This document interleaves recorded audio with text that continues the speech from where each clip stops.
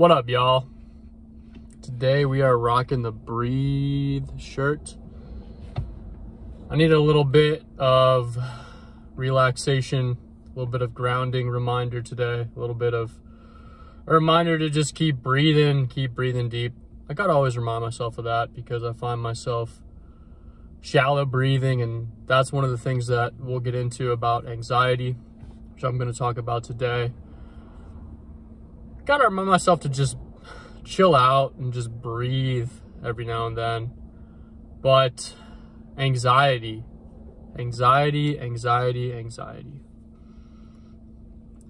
Probably the biggest issue that I think everyone's dealt with anxiety.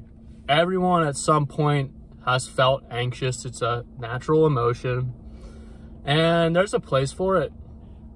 I think it's a valuable warning, if it's in the right place, that something is wrong. There's something we need to worry about. There's something we need to fix. But the issue is that now people are dealing with chronic anxiety and never getting a chance to just chill, just relax. And a lot of people are drugged up. A lot of people are on anxiety medication, and it's pretty sad because I think people are losing hope that anxiety can actually be fixed. Anxiety can be healed. And I'm living proof of that. Like I talked about in the last video, I struggle with many different kinds of anxiety, probably stemming from people pleasing and wanting to fit into the mold of what I thought others wanted for me. But in reality, how could I even know what they wanted, first of all? And they're not even paying attention to me. And another thing I think anxiety really stems from, if you get to the root of it, it's a fear of death. That's really what we need to be afraid of. So, for example, if we have social anxiety, if we are a people pleaser, and we're constantly trying to mold ourselves into what we think other people want us to be, or if we are scared to be vulnerable, if we are scared to make mistakes, if we are scared to be truly authentic, at the root of it, it's like our subconscious mind telling us or giving us this signal that we might have a fear of death because of how we evolved. You know, in the past, in primal days of humans, we needed that. We needed a warning because, you know, maybe we were living in the wild and we needed to be on alert for things like that. But today we live a pretty comfortable life for the most part, as it deals with our just basic needs. And that fear of death is pretty much misplaced. We're not gonna die if we mess up. We're not gonna die if we don't please someone. We're not gonna die if we are the most authentic version of ourselves. We're just not gonna die. So that's what really it took for me to start looking at my anxieties differently. And to realize that, and this is the first step to healing anxiety, is that we can actually fix it. We don't just have to use drugs or alcohol. It's another one, using alcohol or any other kind of drug to mask our anxieties, to not feel our anxieties. And if we don't feel them, then we don't take steps to heal them. So I think now getting into some signs of anxiety, the first step is realizing that you're dealing with it, because maybe you've lived your whole life just chronically anxious and you don't even realize there's another mental state that you can get into.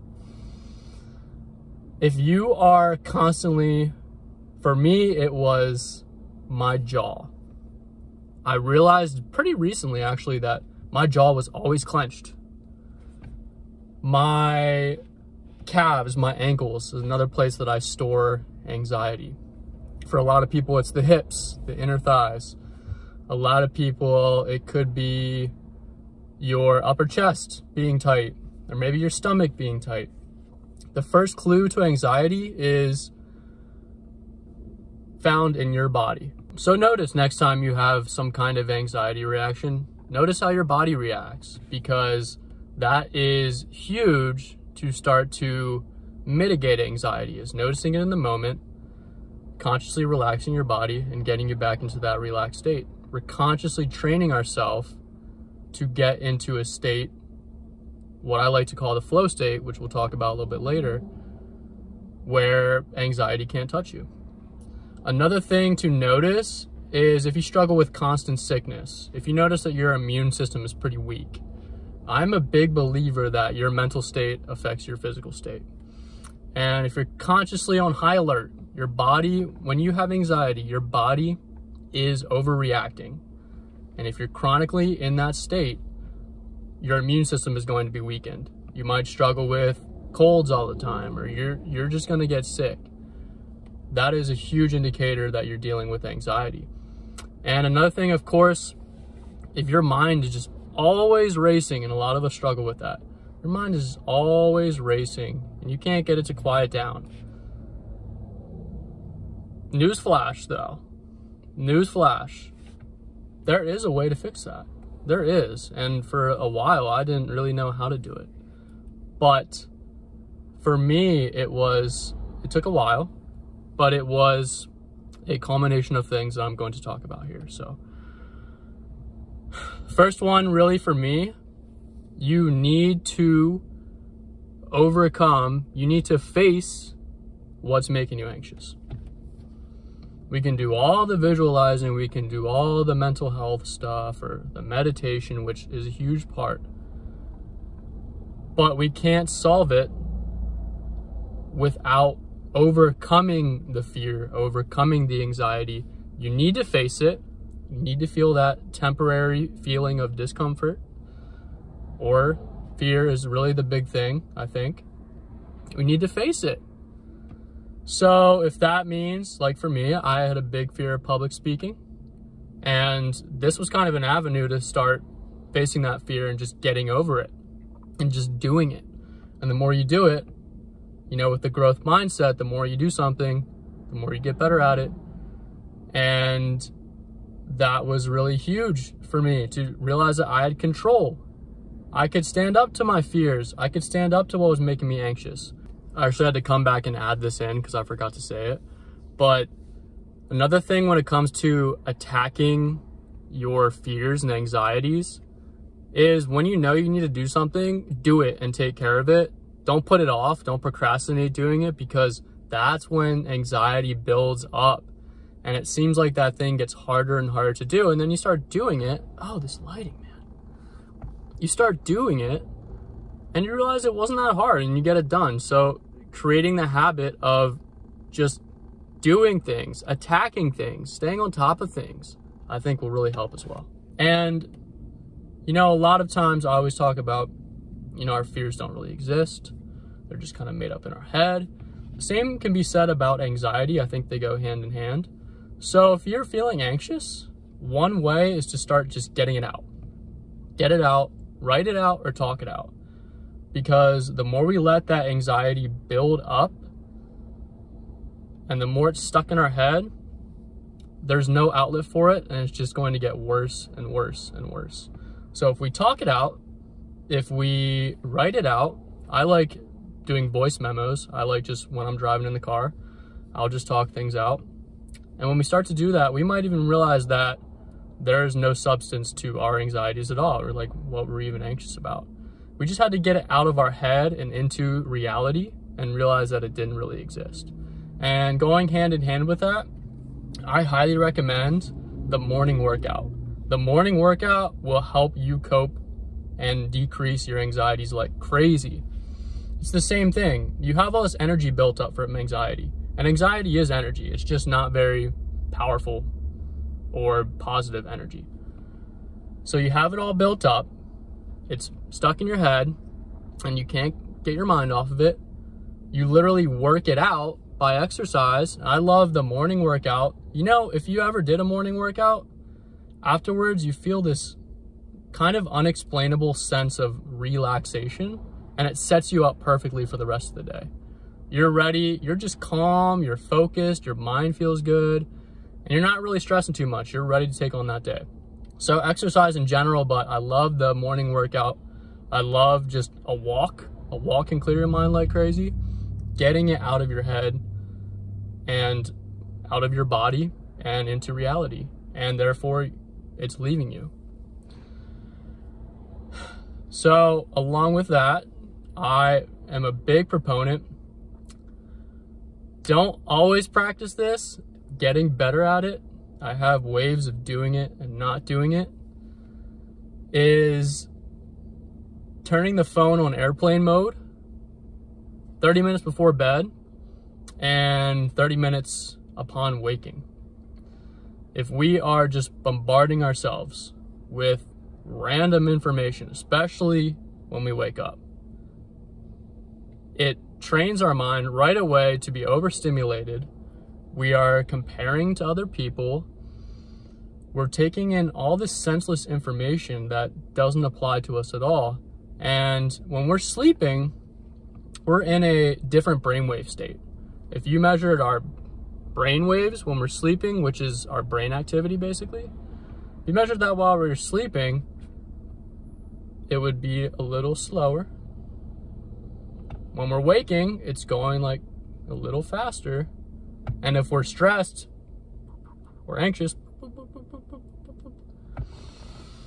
and so that is what we refer to as the beta state. The beta state is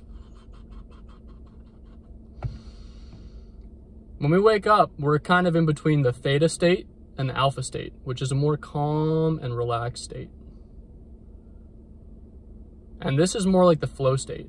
So when we just right away put ourselves out of this state when we wake up in the morning, sets our day up for anxiety. And the same thing goes for the news. Like, turn off the news. Turn off the news. You don't really need to know that much of what's happening. It's all negative. Most of it, just turn it off. It's not gonna help you. And we're bombarded with this fear. We're bombarded with this stuff that doesn't apply to us.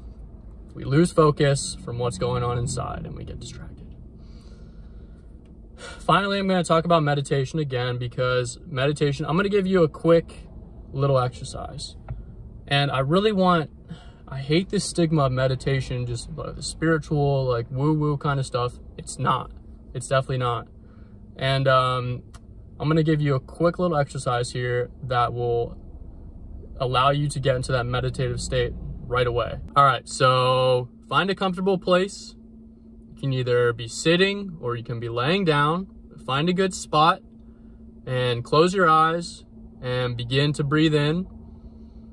As you breathe in, you're going to count in your head in a nice even rhythm from 1 to 6. So we're going to go 1, 2, 3, 4, 5, 6, and we're going to stop a little bit at the top, and then we're going to exhale, and we're going to count back down from 6 to 1. I like counting from 1 to 6 again, but you can do it in whatever order you like. So we're going to do this for a little bit, and you're going to notice, maybe if it's your first time doing it, that your mind might go crazy. You might lose focus. Your thoughts might start to race. And that's because our logical mind, it doesn't like being shut off. And that's what we're doing. We're quieting our logical mind. So when you notice that your thoughts are drifting, just return your focus back to the breathing, back to the counting. And so as we're breathing and counting, eventually we're going to start consciously relaxing our body. So we're going to breathe in normally with the counting, and on the exhale, we're going to focus on relaxing a part of our body. So maybe on one exhale, I'm going to consciously relax my jaw.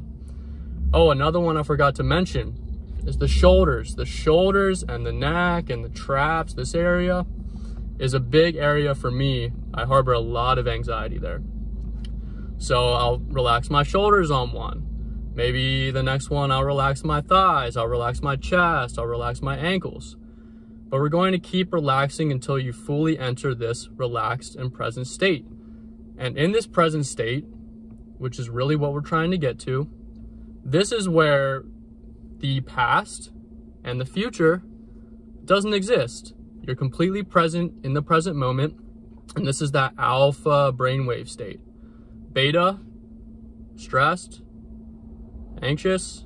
Alpha, slower. We're more focused, we're more relaxed, we're more spontaneously ourselves and authentic. We're more creative. And this is the state that we're trying to get into, because in this state, anxiety doesn't exist. It can't exist in this state. The more we get into this relaxed state, and the more we train ourselves to get into this relaxed state, I think really relaxation is the key to honestly everything. I think it's the root of our power. I think it is, because think about it. When you are not relaxed, when you're stressed, it's not really you. You'll notice that you feel more relaxed in certain situations, around certain people, and you feel more spontaneously you. When you are not relaxed, you're anxious, you're not yourself. When you're relaxed, you have, I think, access to the most authentic version of yourself, the best decision making. You're not swayed by quick emotions or quick rushes of dopamine. And I think you have some knowledge stored up inside of you that you might not have tapped into, and you can start to tap into that when you are completely relaxed. So meditation for me is absolutely huge. I recommend doing that exercise. Try to do it every day. I like doing it every day. And the cool thing is, the more you meditate, the more you get into that relaxed state, the flow state where you're just completely present, the more you're going to be able to just do it. So if you're faced with a stressful situation, you'll be conscious enough to enter that state and just become more relaxed.